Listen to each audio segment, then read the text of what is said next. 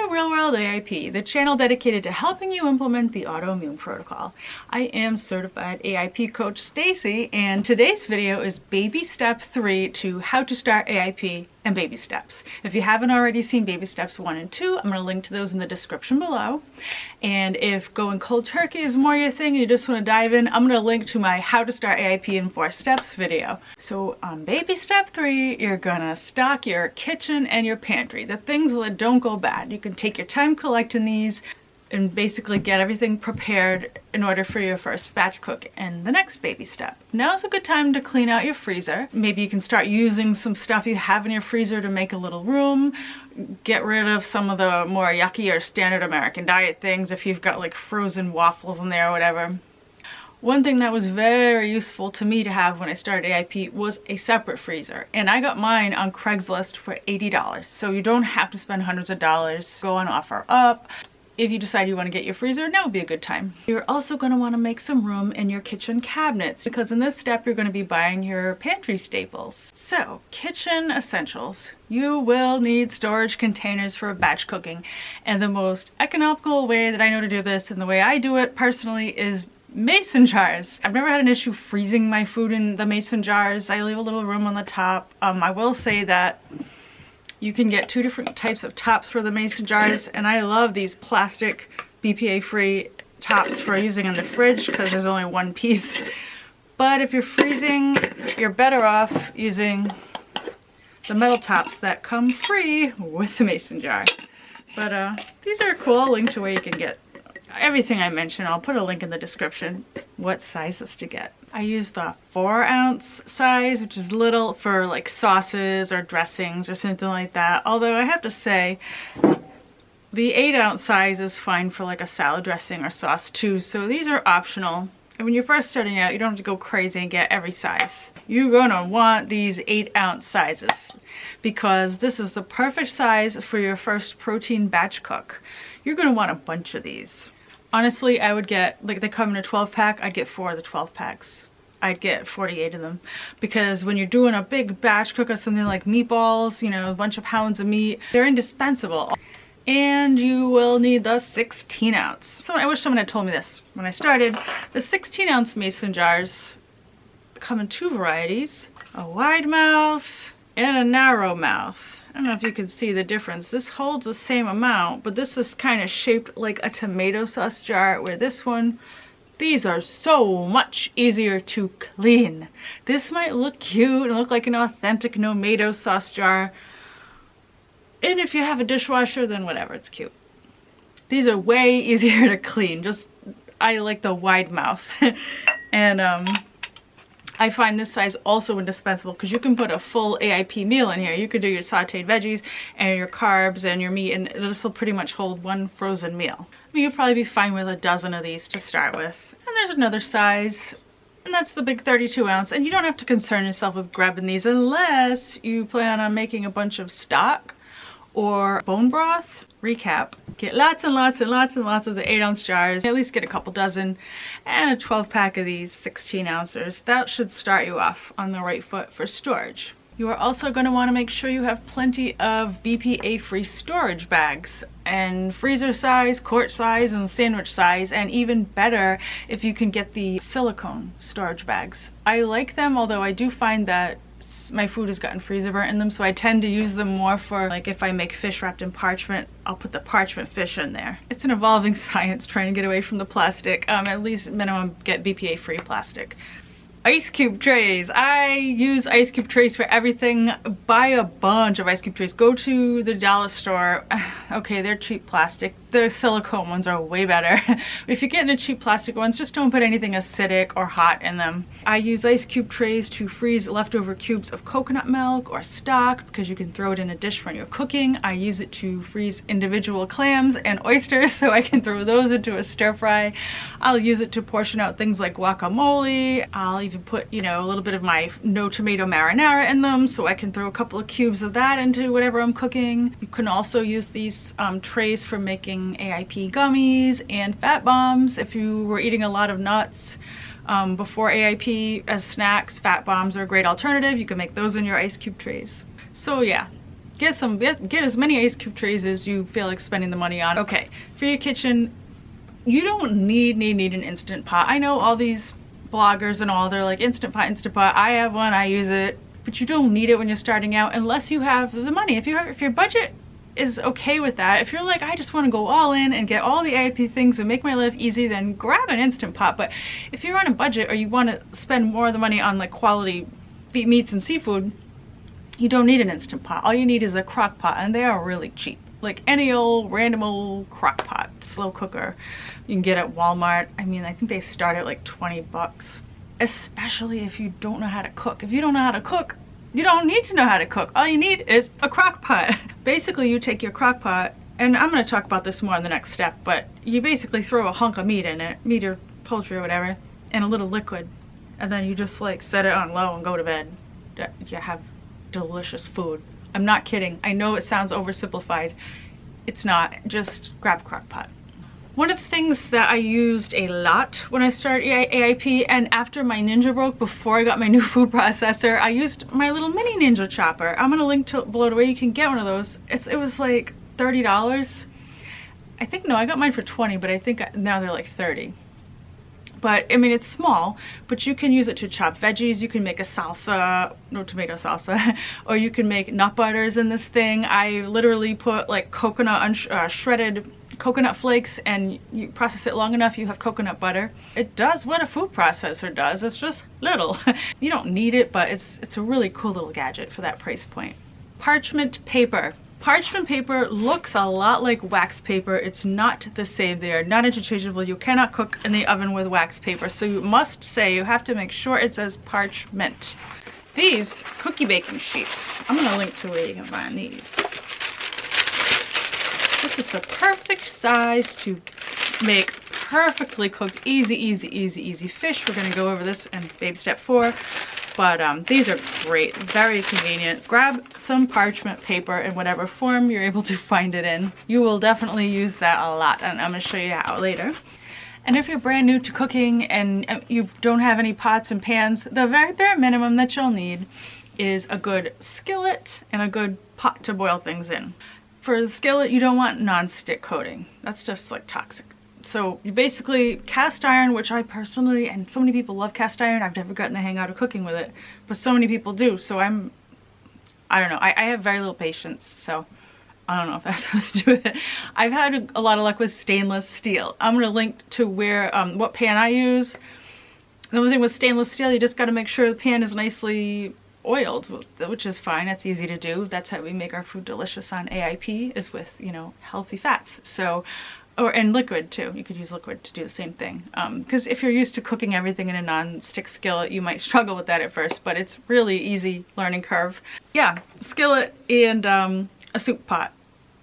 You know, so you can make your, you know, big batch of clams, or boil sweet potatoes or beets or soup, or there's just a bazillion things. So just those. I find if my house burned down and I had to rebuild my kitchen, those are the things that I would get. And you need a decent knife and cutting board. I mean, I found my cutting board, like, I think I paid $2 for my cutting board, and my knife is very old and it was not expensive. The trick with the knife is you just need a little knife sharpening stone. You just kind of sharpen the knife every month or so. It's not even safe to cut with a dull knife. Make sure that thing's sharp. You're gonna need cookie sheets. 1 or 2, and if it's one of those funky non-stick coated ones, you can still use it. Just line it with parchment paper. You don't want your food absorbing that coating. Cookie sheets are great for oven roasting vegetables in big batches, or making, you know, baked sweet potato fries and stuff like that. Definitely need a couple cookie sheets. And you're going to want a square baking dish for making certain recipes. It's going to come in really handy. Just a nice 8x8 Pyrex square baking dish. A scale. If you do not have a kitchen scale, I'm gonna link below to the one I have. It's super cheap. It didn't cost me a lot. I can't remember what it cost, but I know I wouldn't have spent more than $25 on it. So many other recipes that you're gonna find on AIP require you to weigh the ingredients, and that's because the AIP compliant flours are very tricky. And when you just use a cup to measure stuff, you may be off by like 20-30 grams, and that's going to affect the entire recipe. And last, for kitchen staples, then we're going to go dive into the edibles. you really need a lunch bag or a cooler or a way to travel with your meals. You know, you can get like one of these lunch bags and put the freezer blocks in them. They sell lunch bags that have the freezer bags in the lining and you put the whole bag in the freezer. I find those only work for like 4 or 5 hours. They're great if you're just bringing lunch to mom's house to go in to visit, but if it's gonna, you need to keep your food cold for longer than, let's say, 8 a.m. to noon, work lunch, perfect. But for longer than that, these are good with the freezer blocks. And if you need it for longer than that, or if you're leaving it in a hot car, I use a plastic cooler.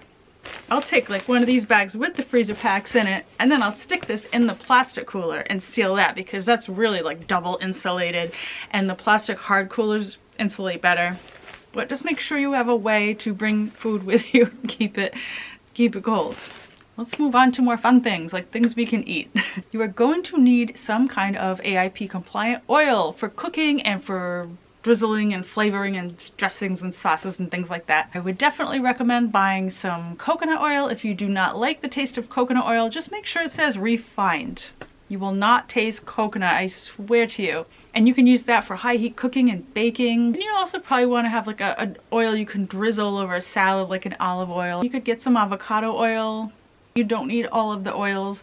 You'll be fine with like some refined coconut oil and olive oil. You're good to go. You need flavor to make your food taste good, and you're going to be able to accomplish this with things like garlic and onions too, but as far as pantry staples go, salt is an obvious one, but you don't want to use that iodized salt. You want a nice healthy salt that still has its natural minerals in it. Himalayan pink salt's getting really easy to find now, so just grab a jar of that. Dried herbs are also awesome to have around. Get 100% basil, get 100% rosemary. You don't want to blend. You don't want any Mrs. Dash blend that says basil, oregano, garlic, spices. You don't even know what spices are, and I'm willing to bet that they're going to include a nightshade derived spice. I would recommend 100% basil, maybe a jar of 100% rosemary, a jar of oregano, and a jar of thyme, and I think those 4 are a really good base to get you started, along with garlic powder. Maybe some like onion powder. If you just want to get a pre-made blend and you don't mind spending a little bit more, then I would highly recommend the Primal Palette seasonings. They have 3 AIP compliant ones. They come in like a 3-pack for $25 on Amazon. I'll link to them. I love them. The breakfast blend is awesome. There's a garlic and oregano and a super gyro, which I love the super gyro and meatballs. But anyway, there's 3 seasonings and you don't have to know how herbs play together or anything. So that's an easy way. Or just get some cheap 100% herbs. Just make sure there's nothing else in them. I would also highly suggest picking up some AIP compliant coconut butter, which is also called coconut manna, and some coconut milk. And it's really tough to find AIP compliant coconut milk in stores because it can't have like gums and thickeners and emulsifiers and additives and preservatives in it, and all the ones at the regular grocery store usually do, in my experience. Trader Joe's has a coconut milk that is compliant. I love the AROID brand. I'll link below to where you can find it online, but if you can get to a Trader Joe's, theirs is compliant. And the AROID I actually found at my local Asian market. So the coconut butter is or manna as they sometimes call it, is your peanut butter replacement. It's your almond butter replacement. Makes food delicious. For the record, there's also tiger nut butter, which is amazing, but it costs significantly more. You can eat coconut butter or tiger nut butter on a celery stick as a snack. You can make creamy salad dressings with it, dips, eat it with a spoon, drizzle it on a sweet potato, throw some in a stir fry, good stuff. Another pantry staple that's really helpful to AIP newbies is coconut aminos. These are basically soy sauce, but not soy sauce. They do everything soy sauce does. They give the food umami. There's a decent amount of sugar in it. It's all natural sugar from coconut, but I think that's why they're actually so good. I like to keep canned sardines around as snacks, like in my purse. There's always a can of sardines in my work bag, in my purse, and then I just like to have them in the cabinet in case I forgot to thaw some protein, or I'm hungry and I just don't feel like doing anything with the protein I thought, or for whatever reason. It's a great emergency meal, great travel food. And you can get like canned tuna and canned salmon too. You just have to be careful, make sure there's no vegetable broth, vegetable soy. And so now you pretty much have all of the kitchen and pantry essentials that you'll need to have success on AIP. And I know there's a lot more of them out there, but I'm not a big fan of spending loads and loads of time cooking and baking and making all kinds of treats and stuff, unless it's something that will keep you sane and allow you to do AIP. Then by all means, get the ingredients necessary to make it. There's Otto's cassava flour, which is supposed to be very close to wheat flour. Might be cool to have around because you can use it to lightly flour some chicken, to fry up a chicken cutlet or something like that. I mean, if you're not on a strict budget, there are all kinds of snacks, treats, and convenience foods you could keep around. You might want to subscribe to this. This is cool. I just got this, my first box. It's simply AIP, and it's a monthly subscription service. They send you a box of cool AIP treats. Just fun little things to kind of make you brighten your AIP life. Like this one came with blackberry vinaigrette, cinnamon raisin cookies, coconut jerky, a Wild Zora original veggie pork and apple bar. These look like Trix cereal to me. I feel like you should pour coconut milk on them. Fruits and roots coconut bites, pear slices. Like cool little things. So that's like a nice little gift to yourself, you know, to set you up for success. You have that to look forward to each month. If you're interested in subscribing to that service, guess what? I teamed up with them and you can save $5 off your first box. All you gotta do is put Real World 5 in the coupon code. And I'll link below to where you can find that. But that's, I don't know, that's a cute little thing to do while you're getting your pantry staples ready. I highly recommend the Jackson's Honest sweet potato chips because they are delicious. I can't even handle them. I don't keep them around because I can't handle them. The KC Naturals sauces, they have AIP compliant barbecue sauce and ketchup and tomato-free marinara. It's already made. These can get very pricey. I suggest you learn to make them on your own. But if it's in your budget, why not?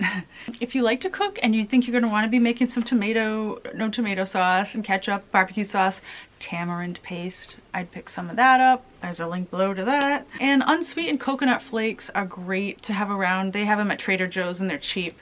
I like to toast them lightly. Doesn't take very long and you have to keep an eye on them. You just basically put them on a cookie sheet, toast it. It's a delicious crunchy little snack. It travels well and you can turn it into coconut butter and you can toss it on a salad for crunch. You can actually even use it as like a granola cereal. You can take the coconut flakes and pour coconut milk on top and eat it with a spoon. Somebody on Instagram told me about this and I tried it and it was delicious. One other little thing that might help you is coffee. It's a roasted fig coffee substitute if you're going to want something to substitute your morning coffee with.